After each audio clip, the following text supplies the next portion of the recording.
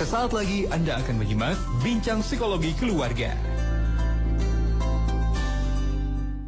Makanya tahap pertama dalam melatih anak tanggung jawab juga melatih anak memutuskan.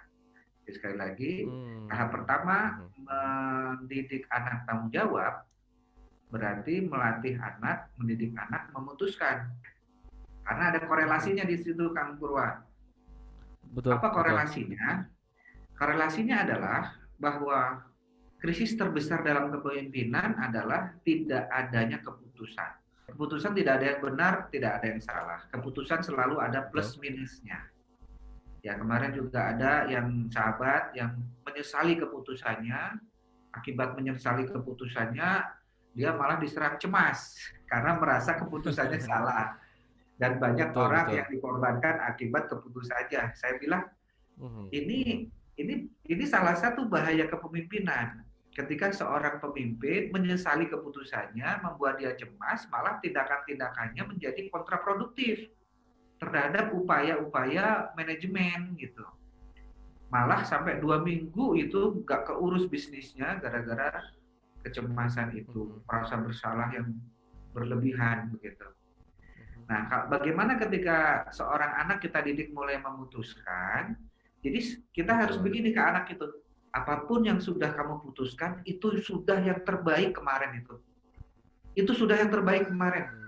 Sekarang kamu baru merasakan nggak terbaik karena berdasarkan keilmuan yang sekarang, kan gitu. Betul. Ketika anak belajar untuk memilih, untuk memutuskan, anak akan belajar rangkaian dari misalnya nanti ketika memutuskan pasti tadi ya plus minus ada konsekuensi. Nanti tinggal jalankan saja konsekuensinya karena emang keputusan itu tadi tidak ada yang keputusan ideal. Mungkin untuk saat itu sesuai, tapi bisa jadi kedepannya tidak gitu. Nah itu anak akan belajar untuk konsekuensi apa ya gitu. Karena juga dari fenomena sekarang itu kalau lihat tingkat tekanan ya, kemarin kan tanggal 10 Oktober kita hari kesehatan mental sedunia ya. Kesehatan mental ya, betul Bu. Iya, dan emang gimana caranya emang kita biar tetap sehat mental. Nah, sekarang saya lihat banyak tekanan-tekanan itu terjadi pada terutama di rumah, kepada orang tua, kepada anak gitu ya, di mana orang tua juga yang asalnya tidak pernah mendampingi anak untuk belajar langsung real gitu ya. Selama ini anak pergi ke sekolah kemudian di rumah, sementara juga anak biasa ke sekolah terus di rumah gitu ya. Nah itu akan membuat tekanan untuk orang tua dan anak. Dan kalau misalnya dasarnya orang tua emang dasarnya selama ini diajarkan untuk tanggung jawab, memutuskan, kemudian ada konsekuensi, apapun masalah yang terjadi, tekanan yang terjadi, dia akan berfokus pada solusi. Misalnya ini gimana nih, misalnya anak butuh media gadget, nah gimana nih solusinya? Apakah kita pinjamkan dulu, kalau misalnya belum bisa kita beli misalnya. Nah sehingga nanti ke solusi.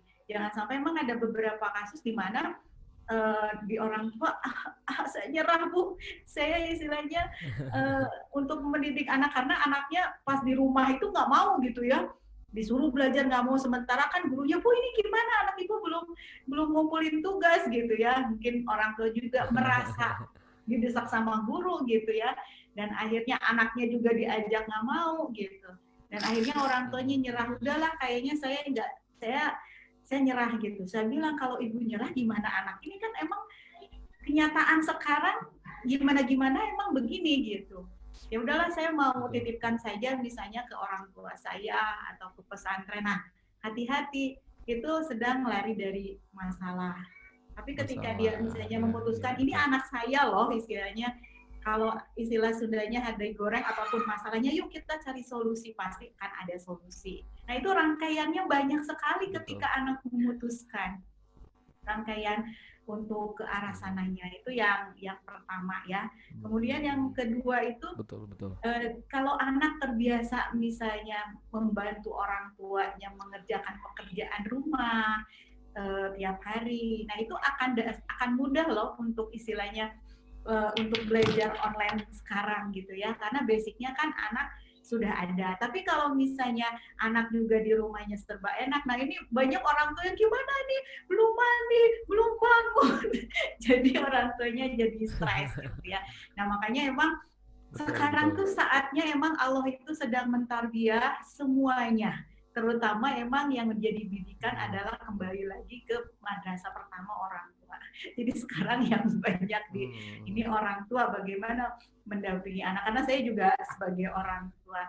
Nah jadi sekarang coba orang tua tidak lagi misalnya hanya fokus pada akademik, tapi anak juga sudah dilibatkan untuk membantu keluarga. Misalnya anak saya tadi boleh misalnya ngambil gadget untuk sekolah kalau dia sudah melakukan tugas-tugasnya, nyapu di depan, karena dia sekarang tugasnya berubah, kakaknya ke boarding, jadi dia pas ketika kakaknya ke boarding dia bilang, yes, aku nanti nyapu di depan ya Bun ya, jadi dia naik kelas lah gitu. Dan nanti tugas itu diambil alih sama adiknya gitu. Dan kalau tidak mau melakukan sudah ada tadi konsekuensi. Jadi dasarnya itu jadi enak, kalaupun misalnya malas di akademik gitu ya, karena sudah punya dasar itu, karena ini dasar tanggung jawab, ini dasar nanti ketika misalnya betul. Itu tadi ya, jadi orang tua hayu sekarang anak-anak tidak fokus pada akademik saja, tapi sudah mulai dilibatkan ke pekerjaan rumah untuk membangun disiplin, sistematika gitu. Itu yang kemarin, yang kedua ya. Jadi yang pertama belajar memutuskan. Kemudian ekses keputusannya itu biasanya kan selalu tadi ya, keputusan ada plus minusnya. Betul. Nah itu dia harus didampingi untuk menjawab, tanggung jawab. Jangan yang suruh orang yang menjawab. Dia yang lemparkan pertanyaan soal kok orang tua suruh menjawab. Betul. Gitu. Jadi suruh jawab. Setelah itu yang tahap kedua, mulai hal-hal kecil dari kemandiriannya. Mulai dari hal-hal yang kecil ya, mulai dari bajunya, dari pelajarannya, dari kamar mandinya, dari kamar tidurnya, pelajarannya gitu ya. Yang ketiga apa, Bu Lucia? Yang ketiga bagaimana dia bertanggung jawab tadi di akademiknya. Jadi kalau misalnya anak kita misalnya nggak ngerti nih tugas hari ini apa, nanyanya ke siapa? Ke guru. Oke, cara nanyanya tahu nggak tahu. Kayak kemarin anak saya, gimana cara ngomongnya? Saya bilang bicara aja gitu. Kayak misalnya coba Bunda anggap sebagai ini. Bisa kalau dia misalnya ngetiknya capek, bisa pakai suara gitu. Dia nanya, Miss, aku nggak paham kegiatan ini apa, kemudian Miss-nya jawab ini. Oke, nah dia lakukan gitu. Jadi dia bertanggung jawab untuk melakukan proses belajarnya gitu. Yang ketiga. Betul. Yang ketiga ya Bu ya. Iya. Siap. Jadi kalau dia misalnya sudah memilih nih jurusan, nah ini ibu-ibu bagi yang sekarang anaknya mau masuk SMA atau misalnya tahun depan mau masuk SMA atau perguruan tinggi, ketika anak memutuskan sebaiknya putusan itu dari anak, bukan dari orang tua. Karena anak belajar untuk urusan akademik. Ya misalnya silakan. Karena keputusan sendiri itu akan jauh lebih nggak akan bisa dia menyalahkan orang lain gitu ya. Nah kalau misalnya kita kasih ide misalnya, udah aja Kak, kamu di IPA aja, kalau IPA itu kan sebenarnya bisa kemana-mana gitu. Akhirnya anaknya ngambillah IPA. Nah ternyata kasusnya ketika dia ngambil IPA, dia mau ke universitas jurusan desain, ternyata di desain itu hanya menerima di jurusan IPS. Wah, dia marah besar ke orang tuanya. Dia sampai istilahnya sampai ya tertekan, sampai depresi gitu. Nah, tapi kalau misalnya dia memilih, silakan. Kalau mau memilih IPA, mangga kamu yang menjalani. Karena kan semua pilihan ada konsekuensinya. Nah, anak tidak mungkin ada celah. Nah, ini kalau ada celah, ini gara-gara, saya bilang, gara-gara mama saya memilihkan saya IPA, jadi saya tidak bisa masuk ke jurusan itu. Terus saya tanya, benar Bu, Ibu? Ya anaknya bingung Bu, saya kan ngusulin nggak apa-apa Bu. Lagian kalau anak saya tidak menerima nggak apa-apa. Nah, makanya Iya, anak iya, iya. coba putuskan memilih jurusan yang mana. Nah, ketika keputusan itu, nah apa-apa dijalanin aja, Iya, karena betul, emang betul. pasti keputusan apapun itu, misalnya termasuk keputusannya itu sesuai dengan talent, udah psikotes misalnya. Bu Lilis, saya udah psikotes sesuai dengan Bu Lilis, tapi ketika kuliah tetapnya susah. Ya iya, karena kan bakat itu harus diasah, tetap harus kerja keras kan, tetap harus disiplin, nggak bisa misalnya sudah bakat, dia nggak belajar, tiba-tiba di kuliahnya lancar, nggak bisa begitu. Nah itu jadi tanggung jawab di sekolah, di akademik, ditanggung jawab di ketika proses-proses belajar yang dia lakukan.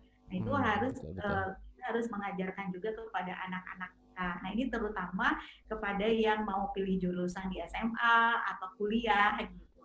Nah kalau dia bingung, misalnya aku nggak tahu, bingung jurusannya. Nah kalau bingung gampang, nanti kan psikotes dulu, misalnya dia lebih cocok kemana, misalnya gitu. Nah kalau misalnya bingung nggak tahu, bisa dikasih tahu gitu. Nah nanti kecuali kalau misalnya tadi emang tidak mau, nah kalau tidak mau kan lain masalah, makanya jangan sampai nih orang tua, karena banyak kasus orang tua yang udah istilahnya jadi kita dipersalahkan gitu, padahal kita dulu niatnya baik untuk membantu anak. Itu betul, yang betul. Siap. Iya. Jadi, Baik, sebelum dilanjutkan Pak Wasmin, mohon izin kita jeda dulu ya Pak. Kita jeda dulu sesi yang pertama, dan tadi juga saya mengajak sahabat MQ untuk berinteraksi. Jadi sudah banyak juga yang bergabung. Nanti kami sapa Anda sahabat MQ, ternyata juga mengajarkan tanggung jawab. Ini Masya Allah, ada sahabat kita yang mengalami, bukan mengalami ya, ingin berkonsultasi Pak Wasmin dengan kondisi anaknya sudah besar, sudah kerja, tapi penilaian orang tua ini belum memiliki rasa tanggung jawab. Nanti kita bahas insya Allah pertanyaannya sahabat MQ selepas informasi dari relasi kami berikut ini.